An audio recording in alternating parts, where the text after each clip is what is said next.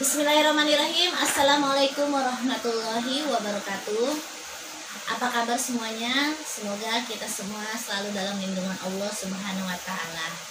Kali ini di sini Ibu akan mengajarkan bagaimana step-step dalam mengisi pelaporan atau form 1770 bagi usahawan ataupun yang belum bekerja untuk dapat mengisi SPT tahunan orang pribadi setiap tahunnya. Yang perlu kita ketahui bahwa formulir 1770 merupakan formulir yang khusus diperuntukkan bagi Anda yang mendapatkan penghasilan dari pekerjaan bebas. Pekerjaan bebas di sini diartikan sebagai kegiatan produktif yang memerlukan kemampuan khusus dari pelakunya. Misalnya saja contoh paling nyata adalah dokter, notaris, konsultan, artis, pemain band, atau berbagai pekerjaan bebas lainnya.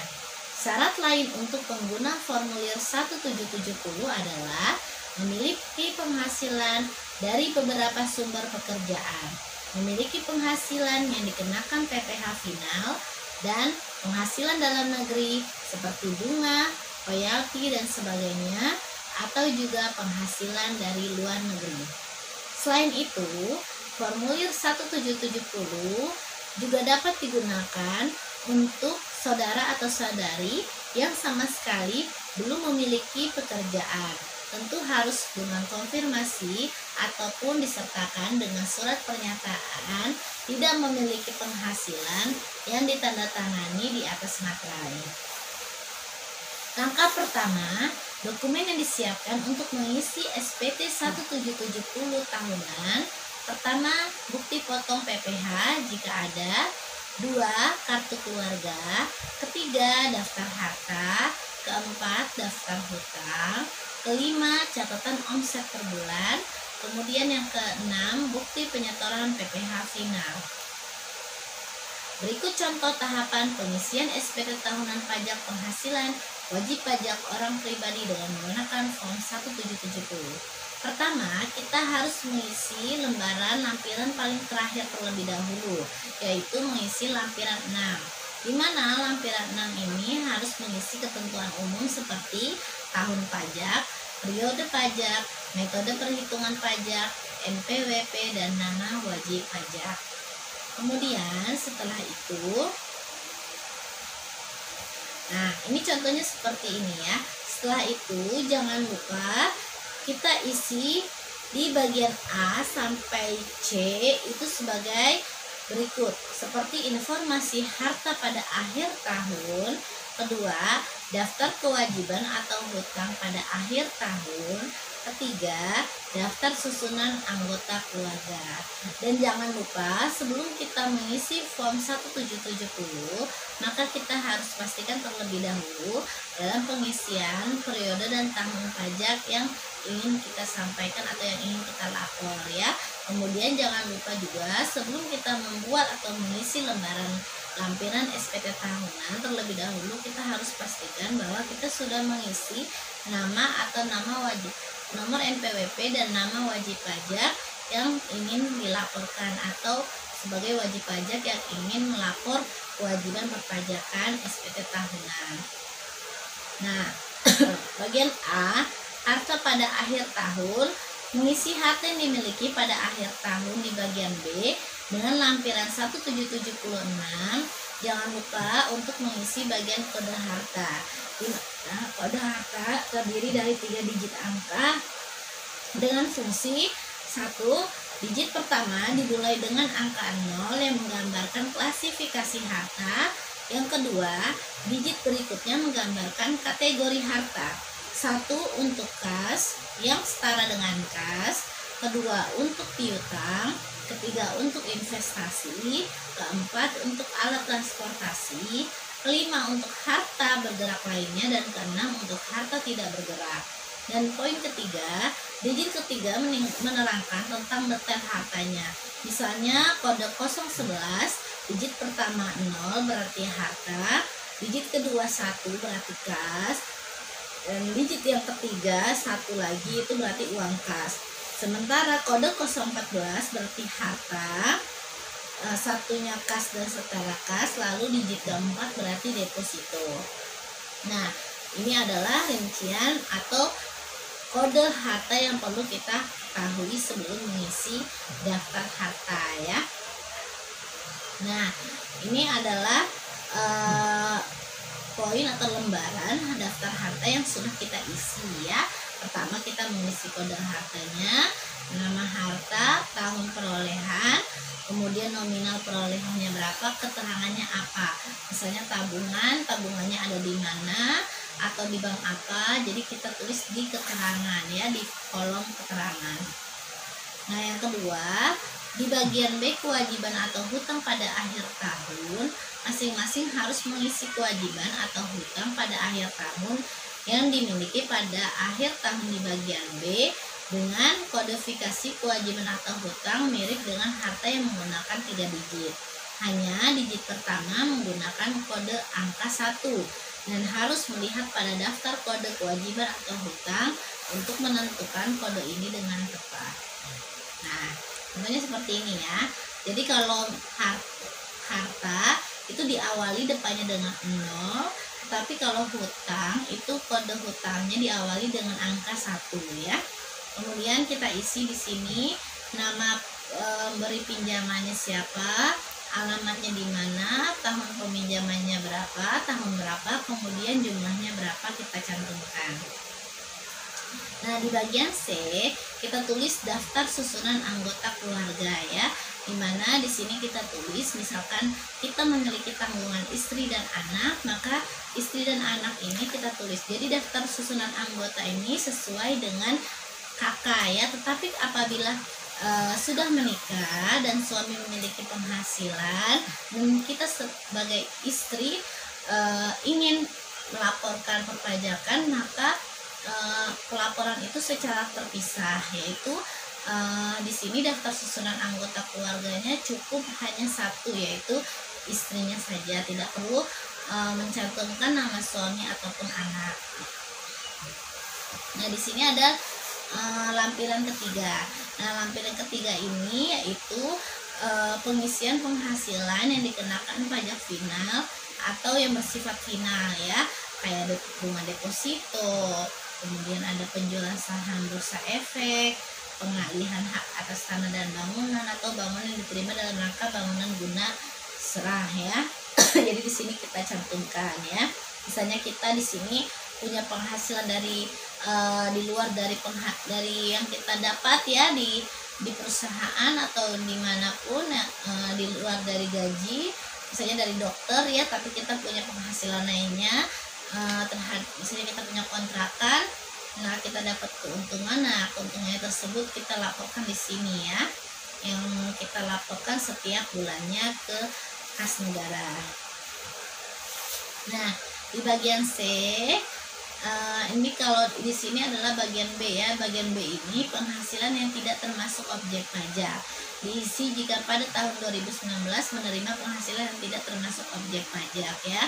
Nah, di sini ada misalnya kita menerima bantuan, warisan, beasiswa, misalnya kita dapatnya berapa dalam setahun itu, maka nominal tersebut kita cantumkan di form lampiran 1773 ya. Oke. Nah, di sini di bagian C ini penghasilan adalah pengisian terhadap nominal penghasilan istri yang dikenakan pajak secara terpisah. Jadi apabila suami istri ini sudah bercerai tetapi ingin melaporkan perpajakan, maka seorang istri itu penghasilannya itu dalam setahun itu harus dicantumkan ke kolom lampiran 1773 ya. Nah, selanjutnya kita mengisi lampiran 2. Jadi perlu diketahui dalam pengisian SPT tahunan yang harus diperhatikan, kita harus mengisi dari form yang terakhir terlebih dahulu sampai ke depan, nanti sampai ke induk. Berarti dari form 6, form 5, 4, 3, 2, 1 baru form induknya kita isi ya. Karena di induk itu sudah otomatis adalah isian yang dari kita kita sudah isi sebelumnya, yaitu dari beberapa lampiran tersebut. Nah, di sini lampiran 2 ini adalah pengisian untuk daftar pemotongan atau pemungutan PPh oleh pihak lain atau PPh yang dibayar atau dipotong di luar negeri ataupun PPh yang ditanggung pemerintah.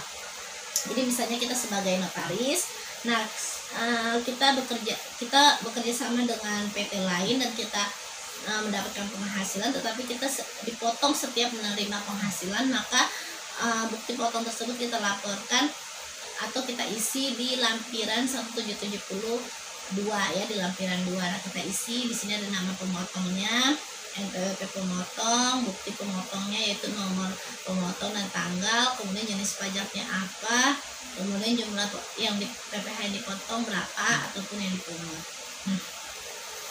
Nah, setelah itu kita isi lampiran 1 ya, dimana lampiran 1 itu ada beberapa bagian ya, dimana bagian A merupakan penghasilan neto dalam negeri dari usaha atau pekerjaan bebas bagi WP yang menggunakan pembukuan ya. Jadi kalau misalnya di sini kita melakukan pembukuan, maka kita di sini kita cantumkan ya, apakah diaudit ataupun tidak diaudit. Tapi kalau kita tidak menggunakan jasa konsultan atau jasa auditor, biasanya kita silangkan saja di tidak audit ya. Nah, kemudian di bagian B, tadi di sini ada bagian A ya. Nah, di sini mengisikan penghasilan neto ya dalam negeri dalam setahun. Kemudian di sini di bagian B baru kita cantumkan penghasilan neto dalam negeri dari usaha atau pekerjaan bebas bagi WP yang menggunakan norma perhitungan penghasilan neto. Jadi misalnya kita memiliki penghasilan ya dari perusahaan dagang, industri, atau misalnya kita sebagai notaris atau jasa ya. Nah, di sini kita cantumkan berapa peredaran usaha yang kita dapat ya penghasilannya, kemudian dikenakan normanya berapa setiap dari jenis usaha tersebut. Misalnya jasa normanya berapa, dari industri berapa, dari dagang berapa, dari pekerjaan bebas berapa. Nah, itu masing-masing memiliki nominal atau norma yang berbeda-beda ya. Nah, di poin C, bagian C itu adalah penghasilan neto dalam negeri sehubungan dengan pekerjaan. Nah, di sini kita isi penghasilan neto dalam negeri sehubungan dengan pekerjaan dan tidak termasuk penghasilan yang dikenakan PPh yang bersifat final ya. Di sini ada nama dan NPWP pemberi kerja, kemudian nominal penghasilan bruto dan dikurangi pengurangan penghasilan bruto, dan baru nanti ada penghasilan neto. Nah, penghasilan neto ini diambil dari penghasilan bruto dikurangi biaya-biaya ya. Nah, di bagian D, tampilan 1771, di sini kita isi ini penghasilan neto dalam negeri lainnya yang tidak termasuk penghasilan yang dikenakan PPh yang bersifat final, seperti bunga, royalti, sewa, penghargaan atau hadiah, keuntungan ya. Nah, di sini ditulis. Nah, selanjutnya yang paling terakhir kita mengisi. Setelah kita mengisi semua dari yang akhir sampai lampiran 1, maka tugas kita langkahnya yaitu mengisi formulir induk ya, dimana formulir induk ini adalah perhitungan pajaknya. Nah, di sini perhitungan pajaknya yang perlu kita ketahui, nanti kita lengkapi dulu untuk identitasnya ya. Kemudian di sini nanti di tahun pajaknya ini biasanya untuk yang menggunakan form 1770 biasanya pencatatan kita silang, tapi kalau melakukan pembukuan kita silang yang di bagian pembukuan ya. Nah, apabila SPT ini pembetulan yang kita lakukan, maka yang di bawahnya ini kita silang juga SPT pembetulan yang keberapa, misalnya ke 1K, ke 2K, atau ke 3K ya, itu di checklist. Nah, setelah itu kita rekapitulasi ya, dimana penghasilan neto dalam negeri dari usaha atau pekerjaan bebas itu lampiran 1 bagian A dan B. Kemudian ini adalah rekapitulasi informasi dari lampiran 1 sampai dengan 6 dengan rincian sebagai berikut. Yang kedua, penghasilan neto dalam negeri dengan pekerjaan lampiran 1 bagian C. Ketiga, penghasilan neto dalam negeri lainnya lampiran 1 bagian D. Keempat, penghasilan neto luar negeri apabila ada. Keenam, jumlah penghasilan neto yaitu poin 1 ditambah poin 2, poin 3 sampai poin 4 ditambah. Kemudian ada lagi zakat dan sumbangan keagamaan yang bersifat wajib. Kemudian ada juga jumlah penghasilan itu setelah pengurangan zakat atau sumbangan keagamaan, ya. Berarti poin 5 dikurangi poin 6. Nah, kemudian ada kompensasi kerugian. Kemudian ada jumlah penghasilan itu setelah pengurangan kompensasi kerugian. Kemudian PTKP dan PKP. Nah, ini lembarnya ini seperti ini, ya. Oke, jangan lupa nanti ada PTKP. Nah, PTKP ini disesuaikan dengan wajib pajak, ya. Misalnya kita statusnya belum menikah berarti TK 0, tapi kita sudah menikah belum memiliki tanggungan berarti K1 0, ya. Tapi kalau kita punya anak, ya, nah tanggungan itu maksimal itu 3, ya. Tidak lebih. Nah, di sini, nah ini ininya, ya, formnya, ya, tadi poin 12 sampai poin 18, ya. Nah, nanti setelah kita isi semua, maka nanti ada rincian PPh lebih atau kurang bayar. Kemudian nanti ada keterangan permohonan restitusi, angsuran PPh dan lampiran-lampiran, ya. Nah, di sini ini adalah contohnya, ya. Contohnya di silangnya apa, dan kemudian jangan lupa untuk di bawah ini, nama bawah ini adalah untuk nama wajib pajak. Jadi yang tadi di atas tadi, ya, jadi misalnya wajib pajaknya namanya Samsul Ada, berarti kita tulis di sini Samsul Ada dengan nomor NPWP 1234568. Nah, ini, ya. Nah, oke. Nah, setelah itu jangan lupa, biasanya kalau sekarang ini sudah pakai online jadi tidak perlu tanda tangan manual, ya, karena udah elektronik. Oke, siap. Oke, mungkin itu saja presentasi dari Ibu mengenai langkah-langkah bagaimana cara mengisi form 1770 bagi usahawan ataupun yang belum memiliki penghasilan sama sekali untuk laporan setiap tahunnya. Demikian, wabillahi taufiq wal hidayah, waridho wal inayah. Wassalamualaikum warahmatullahi wabarakatuh.